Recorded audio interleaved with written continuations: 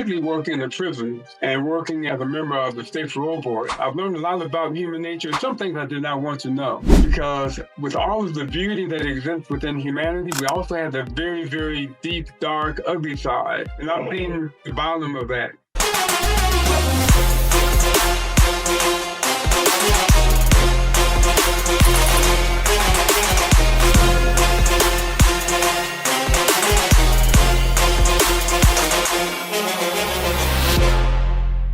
All right, welcome to another edition of the Journey to Freedom podcast. And I'm Dr. B, I'm your host, and just excited. We had some technology difficulties when we were starting out, and so you're not seeing my normal background and all the things that are there, but that is fine because that's not what's important, right? What's important is the guests that we have and the people that we're able to share with, talk with, and be able to move forward with. And so Dr. Young is on with me today. Is a resident of Chicago now, but before we got started, he said he's going to move to Rwanda. And so I'm like, well, why are you going to move there? But then I had to stop him because I was like, well, wait a minute. I want everybody to know, because the success leaves clues. And somebody who's done such an amazing job, why he's here is going to still go to somewhere else and serve others. Whether it's where we think of who is successful and how we become successful is our ability to serve others in the things that we do. And so when we talk about Journey to Freedom and what has been, for Black men, because, I don't know if you know this, Dr. Young, but I'm interviewing 100 Black men in 2024, and your episode, I think 95 or 94, one of those two that are in here. So we're going to get it done before the end of the year. But what I found is there's some themes, and one of the biggest themes is a person's willingness to do things and serve others. And just talking to you for the first 5 or 10 minutes saying, wait a minute, he's willing to move his entire life to another continent, to another part of the world, so that he can make sure that he's in purpose and doing the things that God put him on this earth to do. And so excited to have him here. So excited to be able to share with you another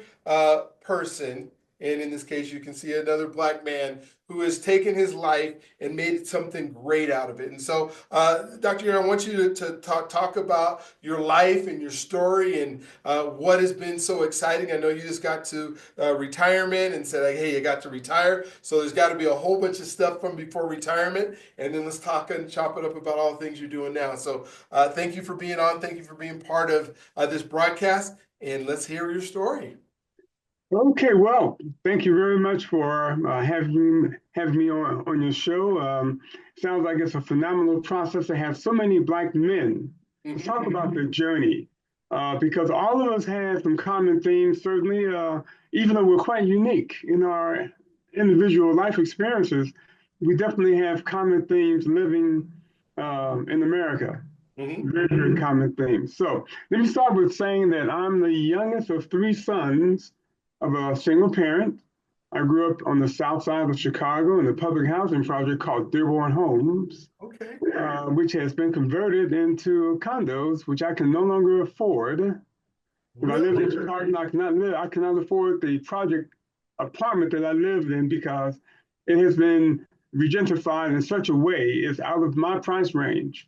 Wow, that is, I can't believe it. I mean, I remember going to Cabrini Green all the time, when I was a kid and visiting and, in your spot. They've actually gentrified that and made the apartments not affordable for the folks lots of folks that grew up there. Oh my God. Absolutely. And it's exactly 29 blocks from this downtown area, the center of downtown, Madison Estates. 29 blocks straight south from there, and it's right next to the Illinois Institute of Technology. So the school actually owned the property. They had leased it or given it to the city of Chicago for a long time, and they got their property back, and they turned the project, rather than destroying them like what they did in Robert Taylor and Stateway Gardens down the street, they actually just simply converted the projects into something which looks quite phenomenal, actually. So anyway, I grew up on the South Side. I grew up during the 50s and the 60s. and the gangs were very, very bad while I was growing up in the 60s and early 70s. And my mother made it real clear with my brothers and I that there's only one gang that we'll ever belong to, and it's called family. And she made sure that we stayed on the straight and narrow. She made about $100 a month working at the Illinois Research Hospital laundry. So she worked in the laundry there all of my childhood, for the most part. And my brother and I, we worked. We got jobs starting at the age of 9. I got a paper route, and I've been working ever since. Um, and growing up in Chicago, I had a lot of issues, a lot of trauma which I have been exposed to, watching people stabbed and shot, and a lot of devastation during my early childhood, early teen years as well. And I decided in 8th grade to become a psychologist. Now, I didn't know anything about psychology except I knew that they help people solve problems. And I had a lot of problems of my own that I needed to grapple with. So initially, the idea was to be a psychiatrist. But then as I found out more and more about what psychiatrists did, you had to go to medical school. And I had seen too much blood growing up. I did not want to be exposed to that voluntarily.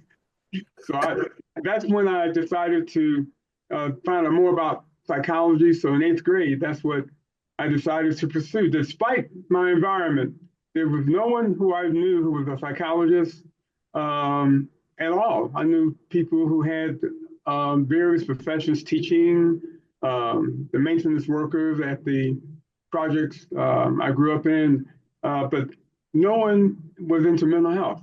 But I started on that journey, despite the fact that I was working in the evening. In fact, in high school, let me back up. In elementary school, I was an A+ student. I loved learning. And our school, our elementary school, was in the middle of the projects. So when they built the projects, they built the school right there in the projects. It's called Daniel Hell Williams Elementary School. Okay.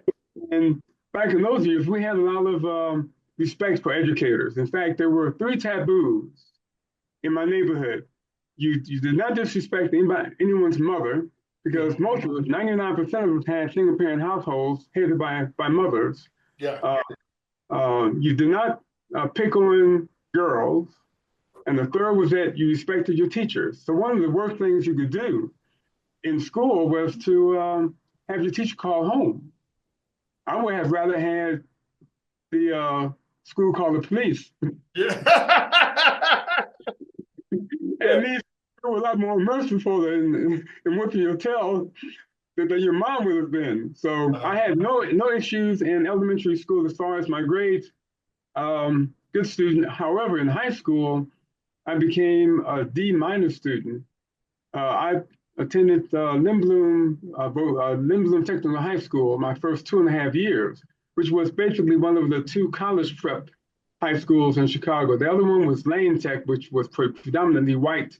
Lindblom was on the south side, and it had been predominantly white, but the neighborhood changed, the school changed, and African Americans began to attend the school. So I started there in 1967.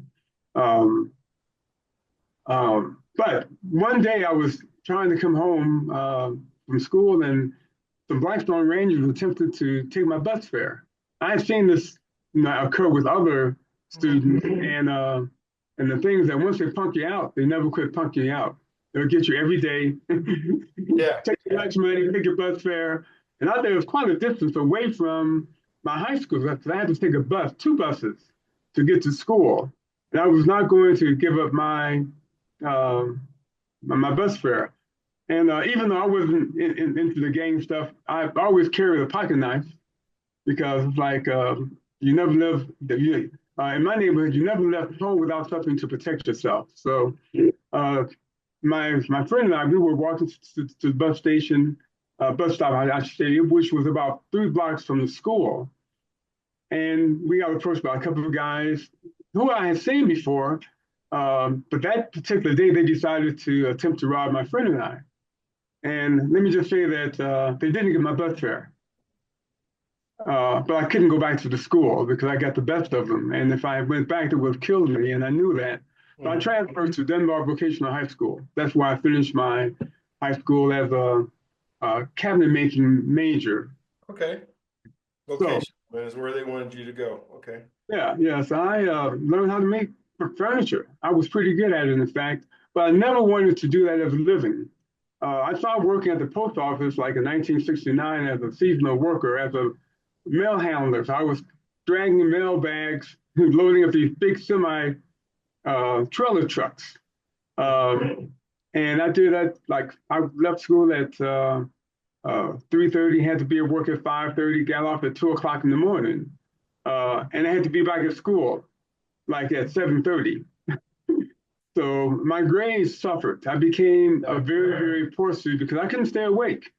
Could not stay awake because I was working at night, and my brothers and I all had to work to help take care of the family because my mom was not making very much at all.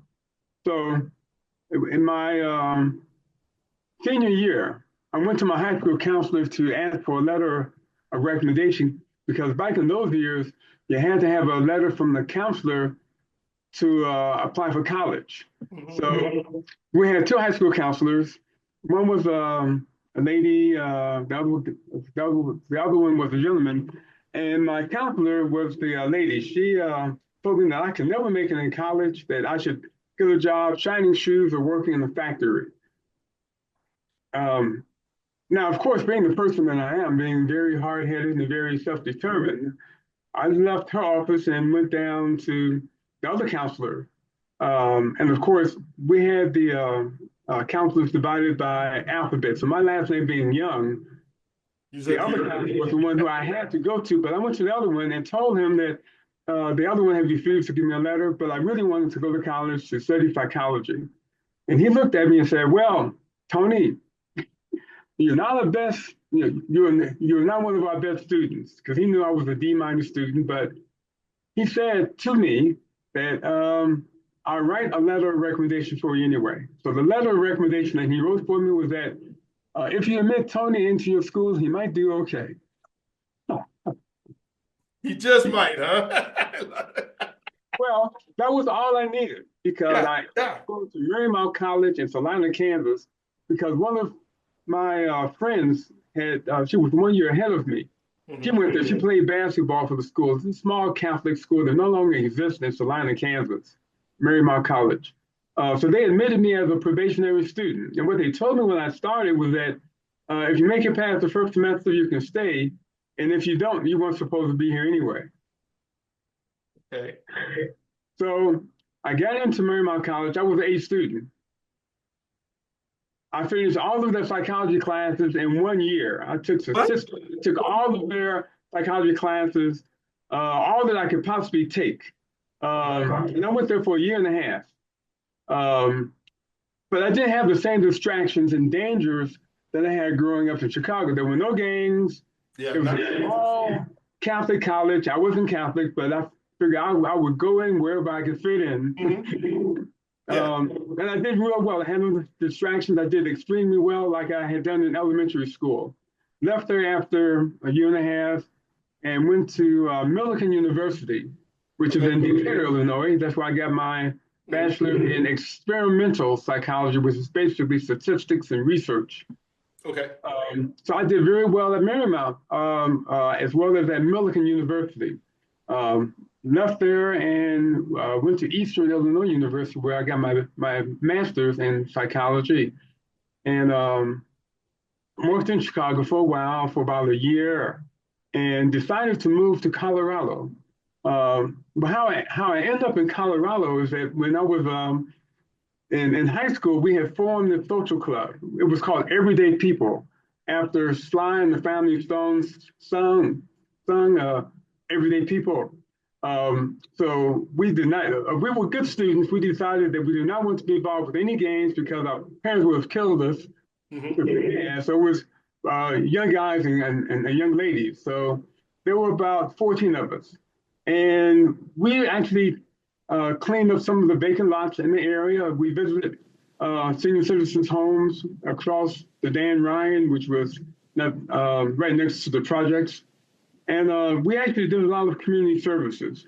And there was a Catholic church across the street from our projects, a Lutheran church down 31st Street, and the Baptist church across from the projects, and the AME church right there on the corner of where the project is next to the Illinois Institute of Technology. So all of us went to these different churches. And the Catholic church decided that they were going to give us space for a clubhouse. We had a clubhouse in the basement of their gym. And the Lutheran church on 31st Street had hired a community liaison to work between the Catholic and the Lutheran church. And they hired a brother who was about 5 years older than we were. And he was going to Roosevelt University in Chicago. And to make a long story short, his father worked as a professor at the Nazarene Bible Institute in Colorado Springs, Colorado. Okay. And we got an arrangement with the Black Student Union at Harrison High School in Colorado Springs to do a student exchange. So we came out to Colorado for our spring break. And this is my junior year of high school, and they came out and lived with us in the projects in Chicago during their spring break. So all the same year, because we had different weeks for our spring break. Yeah. So I came out to Colorado Springs then, and I had culture shock. You know, people would speak, and then they wouldn't rob you or assault you. So, and the air was fresh. Loved it. Then the Black Student Union came to Chicago, lived with us in the projects. We made sure they were protected. Nothing happened to any of them because they were with us, you know, and we were not going to have it. So some of the people who we were involved with the student exchange were still friends to this very day. In fact, one of my good friends, Bobby Turman, he's a lawyer. He lives in Colorado Springs. He was in that group of high school students that had engaged with the student exchange with us in Chicago. So anyway, I ended up moving to Colorado Springs after I finished my master's, after a year working in Chicago. And I've never looked back. I've met wonderful people in Colorado Springs and in Denver. In fact, the year that I moved here in 1977, we started the Denver Rocky Mountain Association of Black Psychologists. And I'm one of the founding members, and I subsequently became the president, and I'm the current president. I've served in that capacity for about 15 years. Not quite continuously because other people have served as well, but I'm also a past national president of the Association of Black Psychologists. And through my journey, I've worked in maximum security in the state penitentiary. I've served as a member of the State Parole Board and as chair of the State Parole Board. I've done private practice for about 25 years. I've taught at the University of Colorado Springs for about 26 years as an adjunct. I worked with individuals who were developmentally disabled. Of course, we're working in mental health centers and doing private practice for a good while. So I've learned a lot about human nature, particularly working in the prisons and working as a member of the State Parole Board. I've learned a lot about human nature and some things I did not want to know. Because with all of the beauty that exists within humanity, we also have the very, very deep, dark, ugly side. Mm-hmm. And I've seen the bottom of that, working with some of the murderers and rapists and people who've done all kinds of horrible things to other human beings. So what I was able to do, despite working in criminal justice for a number of years, I was able to maintain my sanity and my own personal equilibrium by being able to balance my life in such a way that has made sense. I did a lot of volunteer work. In fact, in 1989, myself and another member of the Association of Black Psychologists, who's also a member of my same fraternity. I'm a member of Alpha Phi Alpha. I'm a member, in fact, of Alpha Phi Alpha. I just finished my 50th anniversary with the fraternity in May this year. But he and I, we started the Colorado Springs citywide Kwanzaa celebration to help our folk celebrate who we are. And some people think it's Black Christmas or a Muslim holiday or something like that, and we tell them that's ridiculous. In this age of technology, I believe that ignorance is a choice. There's no one who look like us particularly to be ignorant about Kwanzaa. Mm-hmm. The way that we celebrate our history and our culture and our family and our community. And if anyone is interested in really learning about what Kwanzaa is, because there's a lot of misinformation in the media and the social media about what it is, there's a wonderful documentary narrated by Maya Angelou. Mm-hmm. The name of the documentary is The Black Candle. Yeah. Okay. I would encourage anyone who has any interest in Kwanzaa, look at that documentary. It's about an hour long. It'll answer all of your questions. And as Professor James Small would say, when you know the history, you destroy the mystery to understand why it exists. So we've been doing that since 1989. We're celebrating our 35th Kwanzaa celebration for the city this year. My friend, Tyrone Charles, moved to Anchorage, Alaska, a few years after we started the citywide Kwanzaa celebration, but we've continued it anyway with other volunteers. It's a nonprofit organization. We also do African drumming and circles. We do African history and cultural study groups. All of our activities are free and open to the community. So in this small place, which is, there's a relatively small but significant Black population, we make sure that we help our folks develop a better, a firm understanding, respect, and appreciation of our history and culture so that they can develop a firm understanding, respect, and appreciation of other cultures. But we start with ourselves. So my journey has been to deal with my own mental wellness issues and to help others. And I like to use the term mental wellness rather than mental health because the opposite of health is ill.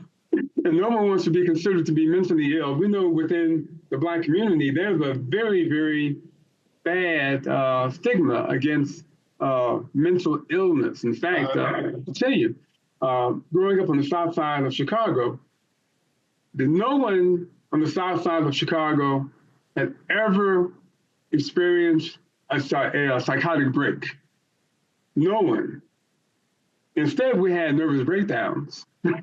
Breakdown, okay. That's a term that we use for folks who actually were having some pretty severe mental health challenges. Mm-hmm. And what we know is that with mental health, it exists on a continuum. We have those people who are like what Spike Lee would describe as being more better. They're at the top of their game. They can only get better at it. Uh-huh. We have people who are out of contact with reality. We would say that they're psychotic. Uh-huh. And in the middle is where most of us exist. You know, we're like somewhere between those two ends of that spectrum. And depending upon what is impinging upon our life, we might vacillate toward one end or the other, but we stay pretty much within the middle. And we know that mental wellness, and that's that continuum I talked about, is where all of us live our lives. And sometimes we're challenged with distress, depression, anxiety, anger, any number of the mental health conditions that we all may have from time to time. So none of us leave this lifetime unscathed. I found out in my 50 plus years working in the field of psychology, and most of my background is clinical and forensic psychology. My doctorate, which I got 10 years after I moved to Colorado, is from the School of Professional Psychology at the University of Denver, which is one of the top schools for clinical psychology in the country. And I've had a chance to really understand that this stigma that we've had in our community about mental health is something that we have to overcome because all of us have our challenges. Doesn't matter how good we are or how good we think we are. All of us never leave this lifetime unscathed without having some type of mental health challenge. So this whole continuum of wellness, if we understand it and embrace it, we can give ourselves permission to seek appropriate help when we need it. And I do say seek appropriate help. Our best friends, our ministers, can do a wonderful job in giving us encouragement. One of the best things they can do is to help us make a phone call to get the help that we need. Back in the early 80s, we had attempted to penetrate the faith-based community. We contact the ministers, this through the Denver Rocky Mountain Association of Black Psychologists. And we worked very hard for about 20 years just to get ministers willing to allow us to come into the churches during some of their meetings, just to talk about how we can be of help. Mm-hmm. And many ministers would tell us, hey, you know, I take care of my flock just fine. We don't need people like you because, you know, none of our members are mentally ill.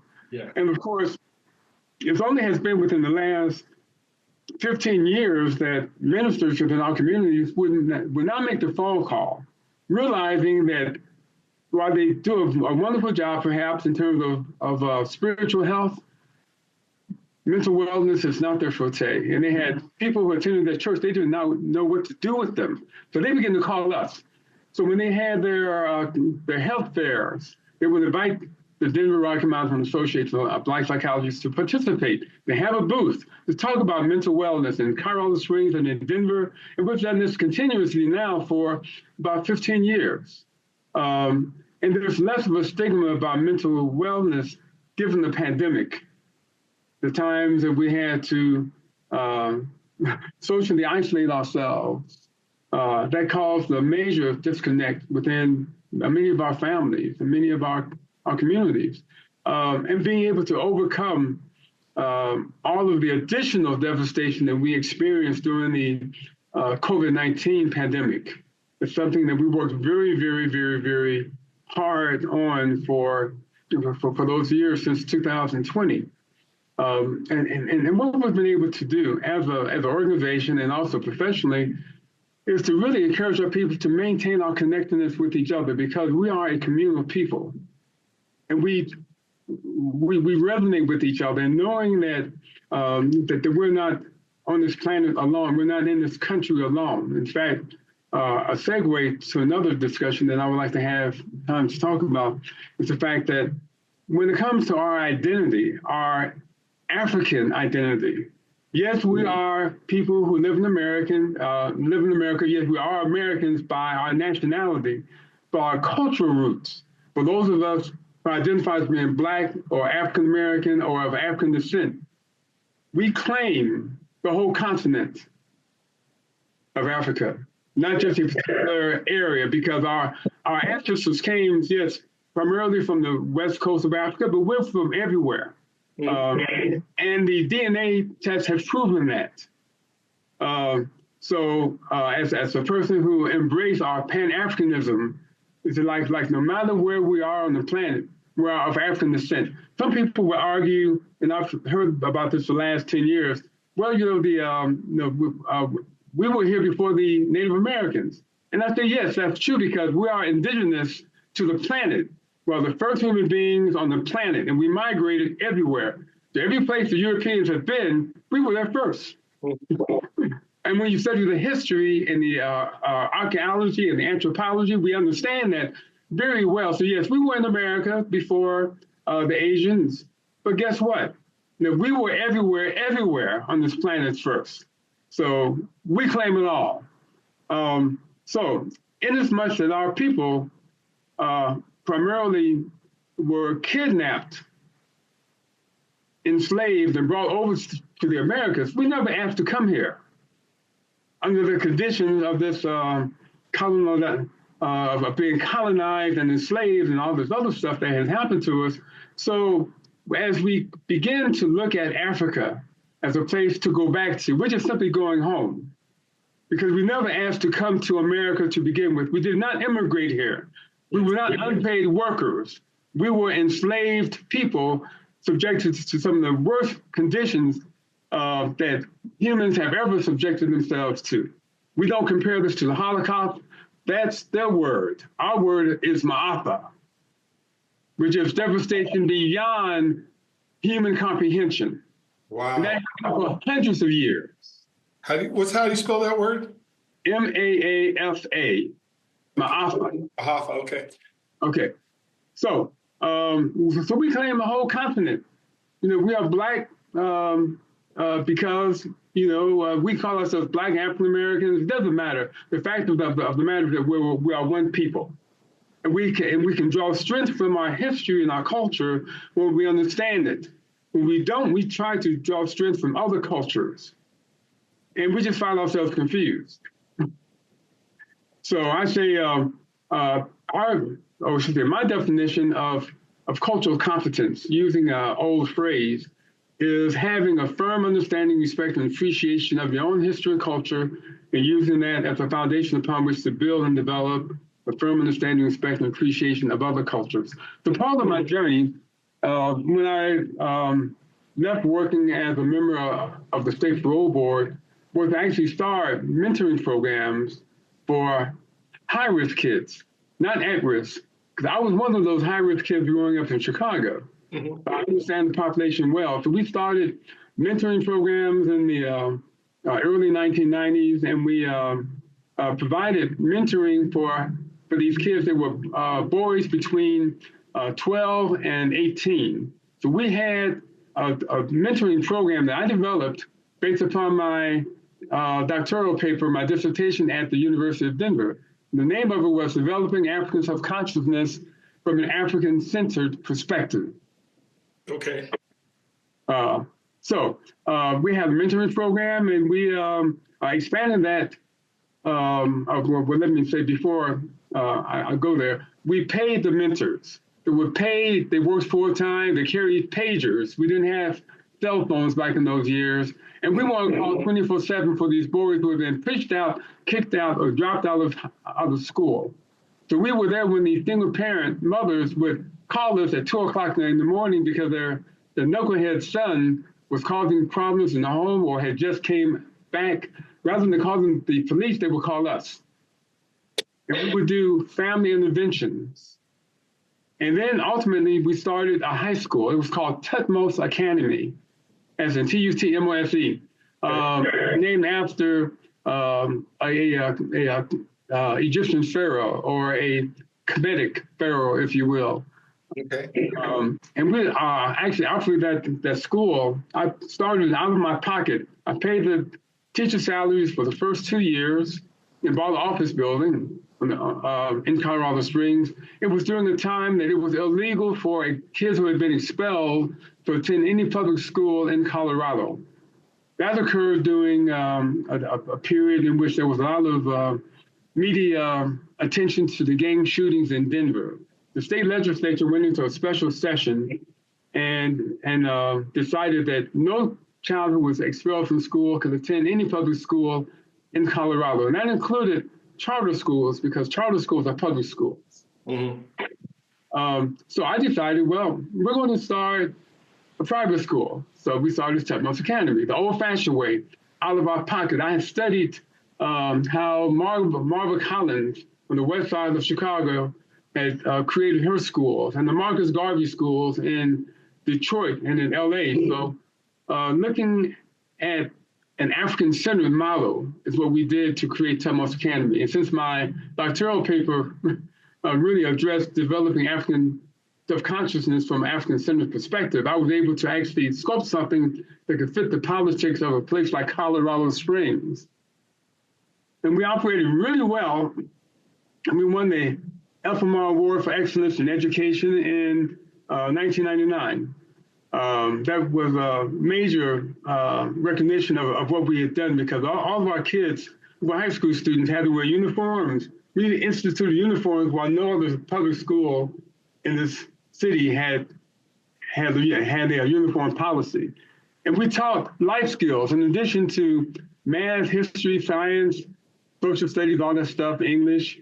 We taught anger management, values clarification, alternatives to violence, manhood development, womanhood development as part of our curriculum. Wow. Kids who had all kinds of juvenile issues with the juvenile justice system began to outperform some of the other students in public schools, regular public schools. So we operated with the school until 9/11 and the devastation of the forest fires in Teller County. So I had a choice to either lay off a couple of teachers or to lay myself off and go back and work for the state of Colorado, which is what I did. So I gave the school to the board of directors because I had 4 children that I had to make sure that I fed them correctly. They wanted to eat, huh? Yeah, eating is something I really enjoy. So Yeah. I left the school in the hands of the board of directors. They could not maintain the vision that I had for the school. So after a couple of years, it went out of existence. It was devastating to me because I put about $250,000 of my own money into the school that I never had back. But I believe what the elders in my community told me in Chicago is that to whom much is given, much is required. Yeah. So, but the beauty of having operated the school and the mentoring programs, I still see some of the people who were students at the school in the community. Yeah. They have ways, that the guys have beards that are bigger than I am. Some joined the military, some went to college, some simply got jobs. A few went on that trajectory to the adult prison system, because that's going to happen in a society such as this. But most have done very well. So when I see them at the grocery stores, at the car wash, they say, "Hey, Dr. Young, how are you?" I have to look twice because I don't know whether or not this is someone who I paroled or didn't parole, or this is one of my former students. And they tell me who they are, so I have a good conversation with them, but most of them are doing very well. So for me, the real reward was being able to help these young people. So, so here I am. I just made 72 in August. Okay. And I'll tell you, one of the greatest joys in my life has been seeing those young people who made it through the school, who understood what we were doing. They may not have recognized it then because we were tough, because we wanted them to get their behaviors in line so they could excel academically. Kids don't do well academically if their behaviors are out of whack. So anyway, that was one of my greatest joys. So I just retired in May from the state of Colorado. I worked a total of 35 years as a state employee, as a psychologist, as an administrator, as an educator, all kinds of things I've done. And I'm a history buff. Most of my books are history books. And I believe that the best way to understand human nature is to understand our mythology and our history. And part of our mythology is our faith-based traditions. I've studied world religions for years, and also the history for years. So I have a total appreciation of the human condition that we're in, and also understand how white supremacy has affected our mental wellness as a people in this country and globally, even on the continent of Africa, that were colonized. We were enslaved. They were colonized, two sides of the same coin, by the same type of people and the same type of mentality. So one way that we can certainly gain better wellness is to understand our history and our culture from our perspective, not the perspective of the people that tell us that Black history should not be taught in public school. Our work as a people is to understand and to make sure that we know the truth, our truth, and we also understand the history and culture of the other people that we encounter, so that we can put ourselves in a proper global perspective, because we are a global people. Yes. Despite our nationality, we are truly a global people, because any place other people have been, we were there first. And we developed the first civilizations on the planet that lasted thousands of years, long before the Greeks and the Romans and the Europeans. So we have a legacy that we can be proud of, but we can't be proud of it if we don't know it. So we have to make sure that we understand that. So I'm moving to Rwanda next June. I have traveled to other African nations, including Egypt and Togo and Ghana. And Rwanda resonated with me because the people are friendly. It's about 5,000 feet above sea level. Colorado Springs is 6,000 feet above sea level. Denver is 5,000 feet above sea level, of course. And they were able to do something that no other country on the planet that I'm aware of, and I'll state the history quite a bit. They were able to do something that no other country has been able to do, and that they have been able to have a true reconciliation process. So this occurred after the genocide in 1994, whereas the Hutus massacred the Tutsis, another African ethnic group.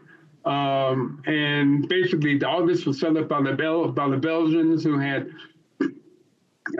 favored one group over another. Then when they pulled out of Rwanda, they left the Hutus in charge, and they instigated a lot of violence. And the French, of course, also supplied machetes to the Hutus, and they went about massacring as many Tutsi people as they could. After 100 days of devastation, the country was able to stop the war. And basically, the Tutsi army overcame the Hutu army, and they reconciled. And the nation said, we will not destroy each other. And after that, they developed a constitution that says one ethnic group can never dominate government again. Mm-hmm. So the president of the country cannot be the same ethnic group as the head of the parliament. They have a code of ethics that says corruption is not tolerated. The favoritism that occurred with the various ethnic groups no longer can occur. And if you're head of a ministry, a governmental agency, we would call them departments over here in America, if you're found to be corrupt, you're out. Mm-hmm. If you're investigated, you're out. It's not tolerated. So bribery, which is so common in America and in Europe and in other African nations, it's not tolerated in Rwanda. And they are at peace. They reconcile in a way that even is more impressive than what happened in South Africa with their Truth and Reconciliation process, mm-hmm. Which was with the whites who were living in South Africa and the indigenous folks, the Africans. They had their reconciliation process, but with Rwanda, it was Africans killing each other. Yeah. And after the genocide, they decided, look, we're no longer Tutsis or Hutus, we are Rwandans. That is the identity of all of the people. Even though they may still be of the various ethnic groups, they call themselves Rwandan, which is powerful. Because what would happen, this is just a side note, if our people of African descent, say regardless of what our faith-based tradition is, regardless of our political party, regardless of what country we were born in, we are of African descent. And we have to uplift our people wherever we are mm-hmm. on the planet. Think about the type of power that would have. Anyway, that's a side note. So that's my story. I'm retired now. I have 4 adult children who will visit me in Rwanda if they want to get a passport. If not, they can visit me on Zoom. But after being exposed to this environment of white supremacy in our educational system from the womb to the tomb, I'm tired of it.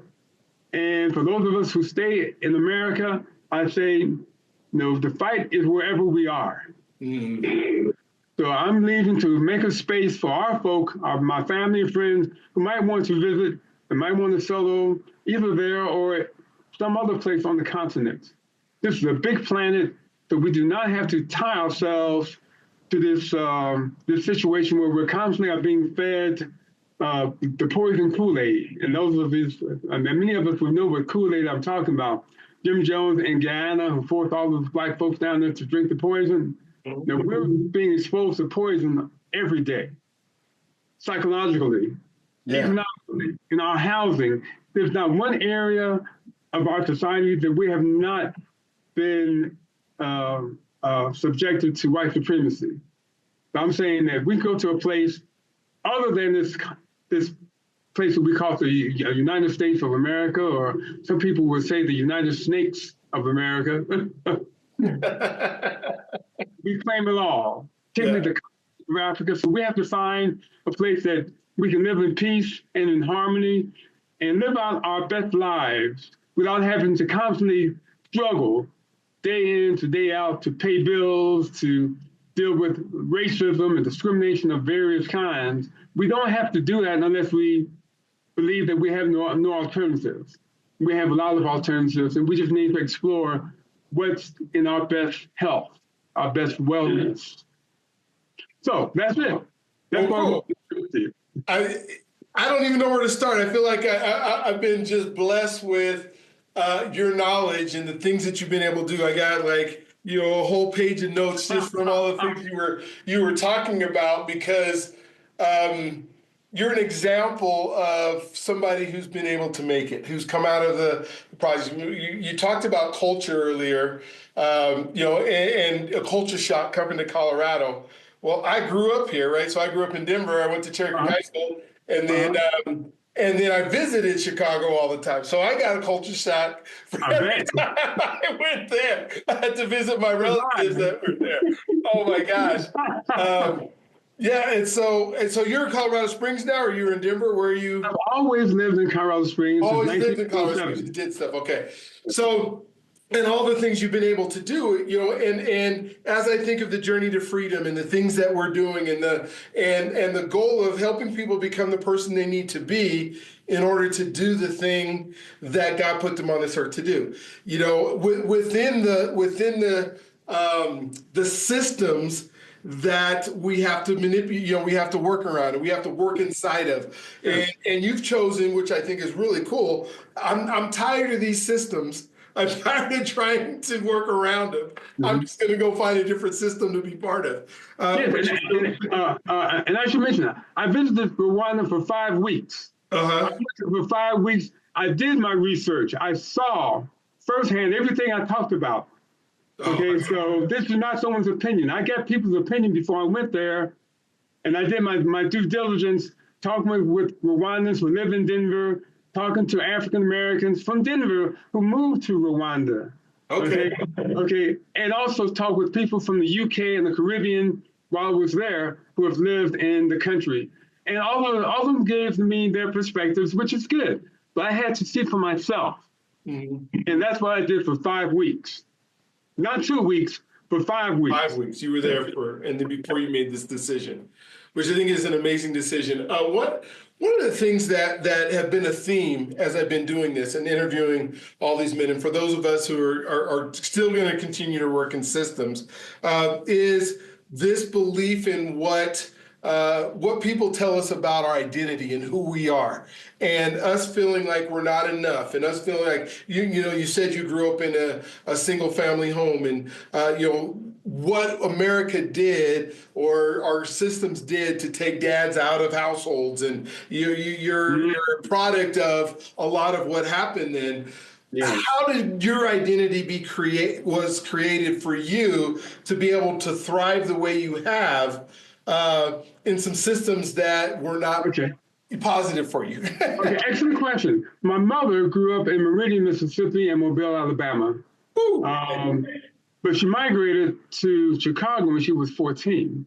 Okay. She got married. She put her age up, got married to a guy who was in the Navy from that area, who was trained at the Great Lakes Naval Base. But what she told us, my brothers and I got the same home training. She said, you can be anything that you want to be if you work hard enough. Okay? She said that she had, in fact, my mother and I, we finished 8th grade the same year. She went to night school to finish her elementary school. Wow. And that's something she always wanted to do. And she finished high school ultimately at going to night school. And my mother made it real clear, look, we are the descendants of kings and queens. My mother was a 6th grade education, who raised me, who got her 8th grade education the same year that I finished 8th grade. Okay? She told my brothers and I we were the descendants of kings and queens. And she explained that, hey, our people have been enslaved and brought over here. And here is someone with no formal education to speak of. She understood the value of us resonating with our cultural identity and not settling for the lies that we've been told about Black people by people who do not have our best interests at heart. She said we have to study ourselves. And I've taken that on as a lifetime journey, knowing our history and our culture. In fact, there's a Ghanaian proverb that goes like this: if you don't know who you are, anyone can name you. The second one is that if you don't know where you've been, you don't know where you are. And if you don't know where you are, you don't know where you're going. And if you don't know where you're going, any fool can take you there. And we've been taking places that we should have never been. Yeah. Logically. Okay. So we have to be real clear about our mental wellness is to a very great extent tied to our appreciation, understanding, and respect of our cultural heritage. Dr. David Satcher, who was Attorney General under Bill Clinton, okay, he did a wonderful study. It's about this thick. It's on mental health, culture, and race. He did the first Surgeon General report on mental health. Mm-hmm. None of his predecessors have done it before or since then. And what he talked about in terms of the type of resilience factors that have allowed Black people, people of African descent, to be strong and to have this type of resilience, which have allowed us to overcome the devastation of slavery and Jim Crow and everything else that has happened since then. There's like 14 elements, and part of that has to do with our cultural groundedness, being grounded in our culture, having a grounding in our faith-based tradition, whatever that is, okay? And being mindful of the fact that we have to be community-oriented. He talked about 14 different factors which allow us to have the type of resilience that contradicts all of the devastation that we've been exposed to. So once again, we can draw strength from our history and our culture when we know it. When we don't know it, we can't. So that's what I would like to. That's perfect. That is perfect. And so one of the other things that I question, and you know, as I think about the themes that we came up with, is this notion that you talked about mental wellness and and the trauma and the things that have been part of our culture, and then us as Black men our willingness not to go to the doctor, not to go try to take care of even our physical health. Forget just the mental. What have you been able to do in your field as you've been doing it to help us realize, and it sounds like you make great strides, that it's okay to talk to other people. It's okay to talk about some of the things that are plaguing our existence that pretty much keep us stuck from achieving. I mean, it's one thing for your mom to say, you can do everything, you come from kings and queens, but it's another thing for us to believe that after we're out in our society and we're faced with some of the challenges that come with it. Yes. Well, there are some self-care practices that Black men particularly, I would encourage us to engage in. Okay. And I have a number. I know we don't have time to go over all of them, so I'm just going to give you just the title of what they are, okay? Okay. Because I do workshops on this type of stuff. All right. So, you got to go to Rwanda to be able to get to the workshop, though, right? Well, no, we have Zoom. We have other platforms. We can do some things online. Okay. But this last summer, I did one of the workshops for the Center for African American Health. Okay. It was a Black men's wellness workshop. So I wanted to share with you just some of the items which are imperative that we pay attention to in terms of our own self-care as Black men, of African American men of African descent, however we want to frame it. Okay, you know what I'm talking about. Okay, so from self-care practices is to intentionally and engage in creating a wellness space for ourselves. Okay, that could be in our home, but we need to have a space. Okay, that we actually intentionally engage on creating and maintaining and enhancing a wellness space. The second thing is that we have to maintain our spiritual groundedness. Okay. Whatever our faith-based tradition is, some of us resonate with churches or mosques or temples, or we just simply resonate with the fact that our African culture is based on spirituality. Okay, a lot of us don't know that, but Christianity and Islam and Judaism and Buddhism all have its roots in ancient Africa, but that's another story. Long lectures I can give on that. The second thing is to engage in meditation and prayer. Okay. To help ground and to help center ourselves, we have to pay attention to our spiritual wellness, our physical wellness as well as our mental wellness. And to be mindful, to engage in mindful behaviors. We have mindful interactions with others. It's not haphazard. We're very mindful of who we're talking with. Okay. And being able to really connect with people by being mindful of our personal interactions. Another one is to engage in some type of relaxation practice. Okay. And that could be a breathing exercise or some other physical activity which will allow us to relax our mind, body, and spirit. We need to also engage in physical exercise. I'm 72. I have my weight machine over there. I don't lift 1,000 pounds. I might do 50 or 80 or 100, you know. The main thing is to engage in a level of physical exercise and activity that is commensurate with your physical status, whatever that is. If you weigh 400 pounds, don't get out there trying to jog 10 miles, you know. It's bad on the heart.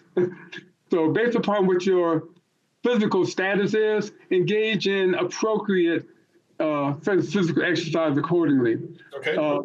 And I would say we have to respect our physical limitations. We have to know what they are. You know, if you've had knee injury or shoulder injuries, you don't engage in certain physical activity. You just don't. Unwise. And of course, if you can do that with people who you enjoy, do that too. You know, you can do it solo, but definitely do it one way or another. And we have to take responsibility for our own happiness.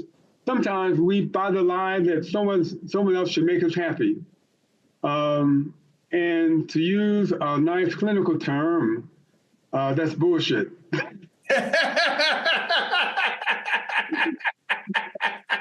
I love that clinical term. There we go. We are responsible for our own happiness. No one can make us happy. We don't get married to have someone make us happy. You know, if we don't find happiness within our own mental, physical, spiritual realm, we're not going to find happiness. Other people might be able to give us pleasure, you know, because we enjoy their company, but no one can make us happy. Yeah.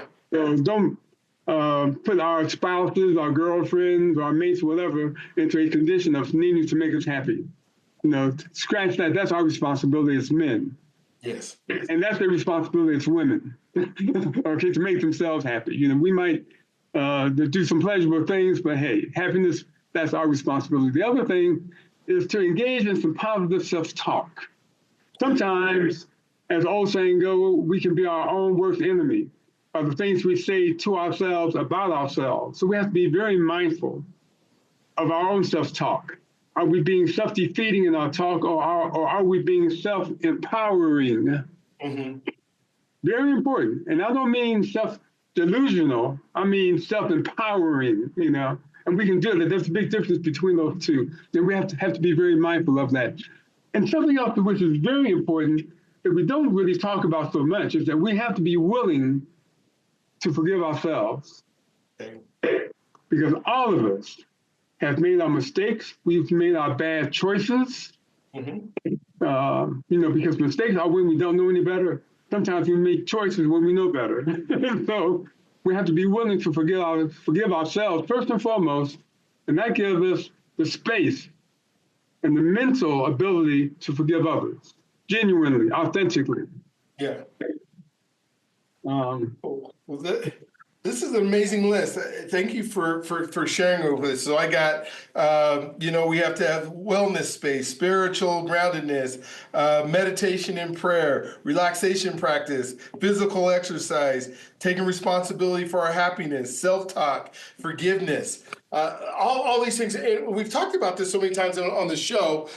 You know, what is it that we do? How do we move forward? And I think, you know, Dr. Young, you've actually given us some really good a space to be able to do that. And so as we wind down the show today, is there anything that you want to just make sure that we take away with us? I mean, this is a huge list. I got it written down. We'll put the list, if you have more in the comments and stuff down, so you'll be able to take it. But I hope that you go back, just hit rewind and write it down, and then figure out ways to engage. I'll work with Dr. Young before he runs away to the other side. But technology is going to allow him to still be connected, and so we want to make sure that we're helping you move forward. And so, what else would you want to just in the next 4 or 5 minutes just say to make sure that we got what we need to get? Okay, a few more things for the list I gave you, and I'll just give you the labels. We have discussions about these for days, any one of them. Okay. But I would say be fully present with other people, fully present, and we need to compartmentalize our time and energy. All of us only get 24 hours a day, all of us. So what we use it for is up to us. So one thing I learned very quickly being a commuter, I've commuted 35 of the years I've lived in Colorado Springs, because I worked in Denver, I've worked all over the state, is to not bring work home. Okay. And don't take home to work for a lot of different reasons. That's another issue. And at the end of the day, punctuate your day. Don't work until midnight. Find a time that you can punctuate your day and be done with it. Okay? And this way you can engage in some helpful behavior. That's awesome. The other thing is that we have to proactively address our historical and personal trauma. We know about the devastation of white supremacy and the fact that Black folk, particularly Black men, have been under attack since our ancestors were kidnapped and enslaved and brought to the Americas. So we have to address that, but also we have personal trauma. Some of us have been sexually abused. Some of us have been physically abused. Some of us have other types of trauma that we have to cope with. In addition to the historical trauma, we have to be willing to proactively address that. Yeah. The other thing is that we have to engage in some radical acceptance. And what I mean by radical acceptance is that we have to accept the things that we can't change. And what I mean by that, we cannot change the sun coming up. It's going to come up every day, whether or not we want it to. So we accept that. It doesn't mean that we have to like it or dislike it. It just is. There are some things which happen in our life that just are. Yeah. That we cannot change. So we accept it. We don't stay hung up on it. We move forward despite the fact that there are some things that we have to radically accept. Bad choices in relationships. Sometimes we don't choose the right person. That's on us. It's not on the person who we chose. They're just being who they are. Okay, so we have to radically accept and also forgive ourselves because we make not the best choices sometimes. The last thing that we have to journal what we do, what we are experiencing. Sometimes journaling can help some people. And last two things, to have an annual wellness check. Just like we have physical checkups, we need to do an annual wellness check. We can contract with a professional, psychologist, counselor, whatever. Just like our medical conditions are confidential, so is our mental wellness. That's confidential. When we talk to a counselor, psychologist, psychiatrist, that's confidential.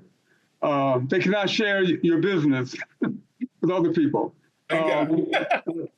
Another thing, find ways to engage in some self-care that does not require or involve other people. Okay. Very important. Sometimes you say, well, I take care of myself, I take care of my kids. I'm not saying don't take care of your kids. I'm saying find some way to take care of yourself that does not involve other people. Okay? Think about that. Okay, last thing, and the most important thing of everything I've said to you, this is the most important thing. Karma is a real thing. Okay. Be very careful about what you put out into the universe, what comes out of your mouth, and how you treat other people. Because karma is real. What you put out there comes back to you. So be mindful about putting out the best so that you get back the best rather than the other stuff. I love it. I love it. Well, thank you so much for being part of our show today. This has been enlightening. I hope we can come back. We'll schedule a time and we'll go through some of the, like you said, you do workshops. The things that you just mentioned could be, each one of them could be an hour workshop on just the subject header that you have. You think about self-care and wellness checks and all these things that are just so important. And so a wealth of knowledge that we have gained. For those of you who have not subscribed, this is why you subscribe, because you want to make sure as content comes out, you have the ability to plug in to the things that are happening. And so when I think of the shoulders of the giants that we have stood on, and the folks that you have spent your time studying and learning about, and not only being part of, I mean, you grew up in a time where our culture was, at a point where there were some turning things that you were able to experience and see. So I appreciate you being on the show. I thank you for all the wonderful things that you continue to do. We'll get you back on, and then I want you guys to have an amazing, awesome, just incredible day today. We'll look forward to talking to you on the next one. Okay, brother. All right. Stay well, stay blessed. Thank you. Absolutely.